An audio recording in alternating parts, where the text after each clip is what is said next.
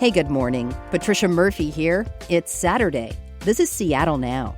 Today we're bringing you the best from the KUOW Newsroom. First, a look at how December floods have been impacting our fish population. Surging floodwaters can be rough on salmon, especially when rivers are blocked off from going where they want to go. Biologists and tribes say giving rivers more room to roam can help both salmon and people. John Ryan reports from the mouth of the Stillaguamish River, north of Seattle. Scott Boyd is walking through deep mud at the river's edge. This river mouth changed dramatically in October. That's when the Stillaguamish tribe removed 2 miles of earthen levee that kept the river and the tides from spreading onto nearby farmland. Well, before it was a dairy operation, and now it's a big tidal marsh. Boyd is a Stillaguamish tribal member and fisheries manager. The tribe has about 400 members. Our official reservation is pretty small. I want to say less than 100 acres. It wasn't granted to us until maybe 10 years ago. Over the past 15 years, the Stillaguamish tribe has purchased a couple thousand acres of land in Snohomish County for fish and wildlife habitat. Like other tribes, the Stillaguamish signed a treaty giving up almost all of their land, but they kept their rights to fish and hunt. It is a bit of a bitter pill to swallow to buy back the land that we essentially traded for the resource, the fish, but it's what we have to do to get things back on track. What the tribe wants back on track is salmon. Chinook salmon are a threatened species in Puget Sound. Last year, so few came back to the Stillaguamish River that the entire tribe was only allowed to catch 26 fish. Tidal marshes are crucial nurseries for Chinook salmon, so the tribe has been buying up riverfront land and removing levees to turn farmland into wetland. Salmon has always been important to our people, to the tribe, to our way of life, and we're finding that these habitat projects are the best bang for our buck right now. This brand new wetland has benefits beyond salmon. Thousands of shorebirds launch from the mudflat in tight formation, like a pulsing, living cloud. Watch these dunlins. It's a visual symphony. Jason Griffith is a biologist for the Stillaguamish tribe. He says now, when the river floods, some of its destructive energy can spread out and dissipate before it does harm. Now the river can connect to its floodplain like it hasn't in 140 years. Farther back from the river, the tribe built a new levee to keep farmland behind it protected from high waters. By giving the river more space, we are reducing the damage and the expense to society to maintain infrastructure. It's cheaper to maintain if you stay further away. But there are always trade-offs with changing land use. There's only so much farmland. The population of the country, of the world, it's still increasing, and they got to get their food from somewhere. Tyler Brem farms potatoes and seed crops a few miles north of this new wetland. The levees make life in the floodplain possible. We wouldn't be able to farm or to live there without the levees. During the December floods, Brem spent an anxious night riding his all-terrain vehicle on a levee by his farm. I was just out there on my four-wheeler, just riding back and forth. I think every hour during that night, just riding the dike up and down, making sure we're okay. That century-old levee sprang a leak during a flood 4 years ago. Luckily, a duck hunter noticed it, and repair crews were able to muster before disaster struck. The city of Stanwood could have been underwater there if it hadn't been caught as quickly as it was. Brem tried to buy the farmland that is now becoming a marsh. He was outbid by the Stillaguamish tribe. Still, he says he supports salmon habitat projects as long as farmers see some benefits too. It's really important that Chinook recover. There are fields that are less productive than other fields that, should probably be the first to go. I'm probably alone in that opinion when it comes to local farming. None of the farmers on the board of the Snohomish County Farm Bureau would comment for this story. The new levee on the Stillaguamish tribe's latest habitat project stands 4 feet taller than the one torn down. That could help neighboring farms survive the bigger floods expected with the changing climate. The Stillaguamish tribe has restored hundreds of acres of tidal habitat so far, but aims for much more. Scientists say it will take thousands of acres to help Puget Sound Chinook swim off the endangered species list. I'm John Ryan reporting. Next, a look at how Washington is trying to protect birds. Bird species are on the decline across the U.S. for all different reasons. They've lost habitat, the climate is changing, food sources are disappearing. But a new program in Washington aims to create more habitats for birds using ranches. NWPB's senior environmental correspondent Courtney Flatt has more from Wenatchee. There's a small booth on the edge of the Washington Cattlemen's Association convention you might not expect. Audubon, Washington. The bird people. Seth Hewlett mans the table. How you doing? Have you heard about ACR? He's pitching a program that's new to the state. Audubon Conservation Ranching. We can build habitats with grazing. In other words, the program uses livestock to improve habitat for birds. Samantha Buma strolls by the Audubon booth.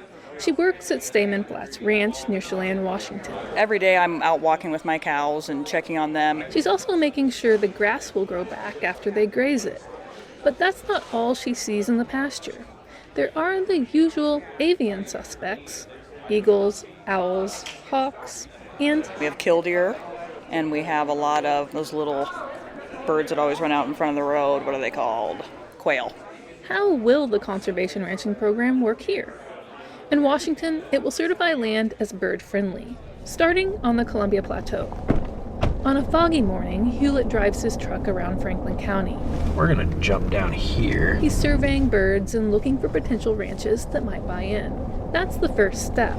Hewlett believes what's good for birds is good for people. Maintaining and even improving these habitats will help so many things, he says. The soil, cattle, deer, and of course birds. Audubon will survey the property for all types of birds and grasses. For each ranch, Hewlett will come up with a customized 3-year management plan. The plan will help steer cattle to pastures when birds don't need the land. They're focusing on several birds that consider priorities in the area, like sage grouse. They use mating grounds called leks. If a landowner is in an area where known sage grouse, we want to make sure we're not having the cows in there during the lekking season. A third-party group will certify the land every year. That would mean ranchers can add a bird-friendly sticker to their beef or bison products. On the Columbia Plateau, Hewlett says working with private property owners will be key to increasing bird habitat. If we're going to make a difference, we have to work with the land managers that are on the land and doing the work. According to Audubon, the Conservation Ranching Program has ranches certified in 15 states.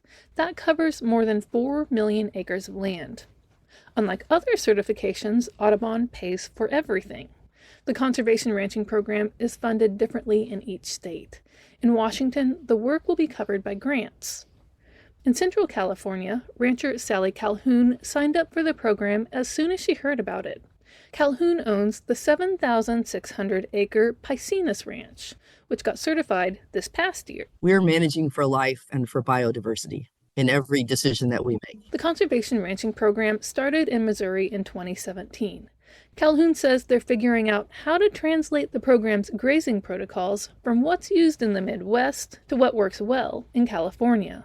The original grazing recommendations didn't really fit Calhoun's ranch, so she says they're working on better ideas. We want to show that you can, raise cattle and still have a lot of birds. California's program is pretty much at capacity, with 11 enrolled ranches. That's about 175,000 acres certified as bird-friendly. Managers in California say now they need more funding to hire more workers. At the Cattlemen's Convention in Wenatchee, Hewlett sees faces he recognizes. Russ Stingley has a ranch near Ellensburg. The Stingley family has thought about joining the program. I have no objections with it. Awesome. Yeah, we'll set up a time. A quick handshake and Stingley walks away.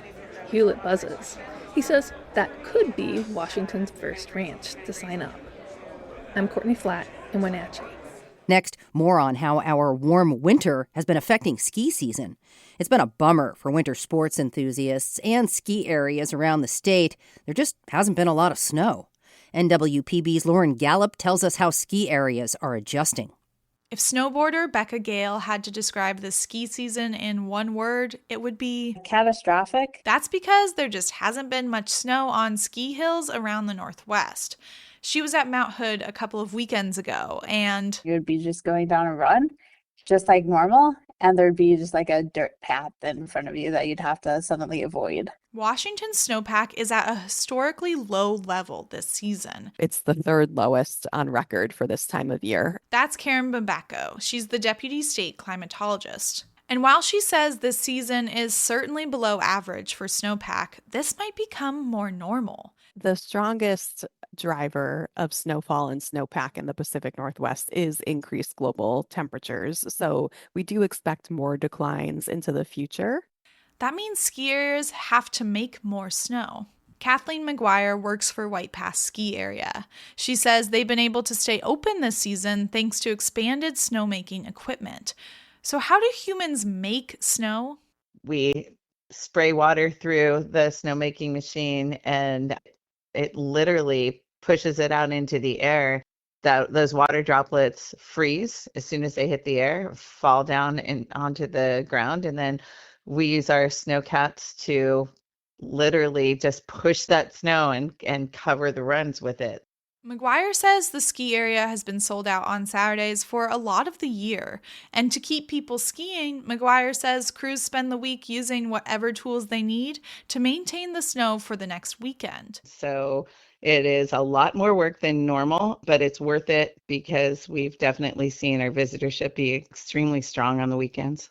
The Summit at Snoqualmie also installed some new snowmaking equipment before the start of their season. I've actually really been enjoying skiing here at West because of that snowmaking system. Carter Rich is the vice president of marketing and sales at Snoqualmie.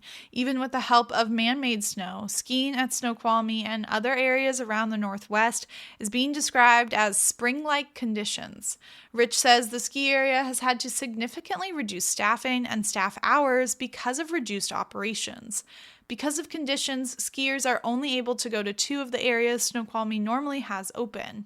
Things get a little bit congested on Saturdays and Sundays, and that's probably one of the toughest things in a season like this is trying to provide as much as possible and create as good of an experience as we possibly can given the situation. Jansen Slaughter, a Washington skier, says he's been less motivated to travel to ski areas this season. I'm not gonna go way out of my way for iffy snow, but I'll still find stuff where it's closer. Instead, Slaughter has been getting out on hills near him. We got a 1/4 inch of fresh powder at Bluewood the other day, which for this season was nice.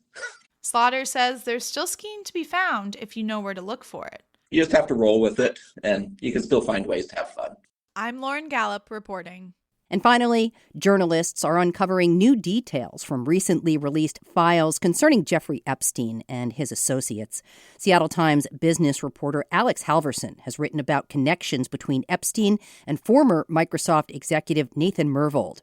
He talked to KUOW's Kim Malcolm about his reporting. Welcome, Alex. Hi, Kim. Thanks for having me. Well, Alex, just to start, I did mention briefly who Nathan Myhrvold is. He retired from Microsoft over 25 years ago. But remind us what his involvement in the local tech and business scene has been since then. Yeah, absolutely. Even going back a little bit, Nathan Myhrvold was pretty high up at Microsoft while he was there. He was chief technology officer, so he was in what they call the C-suite. And since leaving Microsoft, he started a firm called Intellectual Ventures based out of Bellevue, which is an investment firm that specializes in patenting and intellectual property. He's also co-founded a company called TerraPower, which focuses on renewable energy with his former boss, Bill Gates. And he's been involved in a lot of other scientific funding over the past 25 years. He fancies himself a wildlife photographer. He's written cookbooks. And so that's mostly what he's been publicly involved with. Right. Now, when it comes to Jeffrey Epstein, this isn't the first time that Myhrvold's name has come up in connection with him. What has Myhrvold said in the past about their relationship? Myhrvold, through his spokespeople, have said that they would attend TED Talks, not together, but they would both attend the same TED Talks. And they would discuss and meet over matters of scientific funding, which Jeffrey Epstein was involved with. But they have not said that he had any relationship with Epstein past that.